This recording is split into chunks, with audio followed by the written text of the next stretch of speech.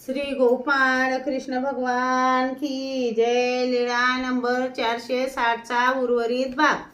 सर्वज्ञ म्हणाले, बाईसा अजून का आल्या नाहीत असे 2 वेळा म्हटले। भट्टोबाज बाईसांना पाठीवर घेऊन आले, दारात उतरवले। सर्वज्ञ म्हणाले, परमेश्वरपूरचे यात्रे करू आत या, वाराणसीचे यात्रे करू वराह देवाच्या देवळात जा। यावर महादायसाला फार दुःख झाले। बाईसाने सर्वज्ञांना दंडते घातले, श्रीचरणा लागली, भेट घेतली। मग माई तिया हरीने सर्वज्ञांची पूजा केली, कपाळावर वेलीच्या आकाराचे गंध लावले, धूपारती मंगळारती केली।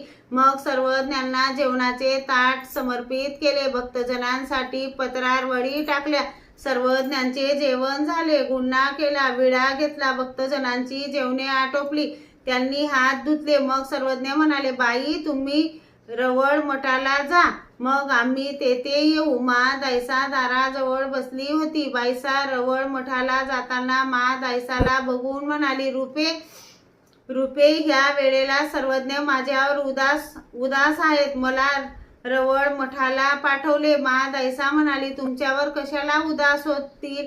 उदास तर ते माझ्यावरच, कारण येता क्षणी सर्वज्ञ म्हणाले, परमेश्वरपुराचे यात्रे करू आमच्याकडे या, वाराणसीचे यात्रे करू वरा देवाकडे जा। यावरून उदास ते माझ्यावरच की? मग बाईसा रवळ मठात गेली। श्री गोपाळ कृष्ण भगवान की जय।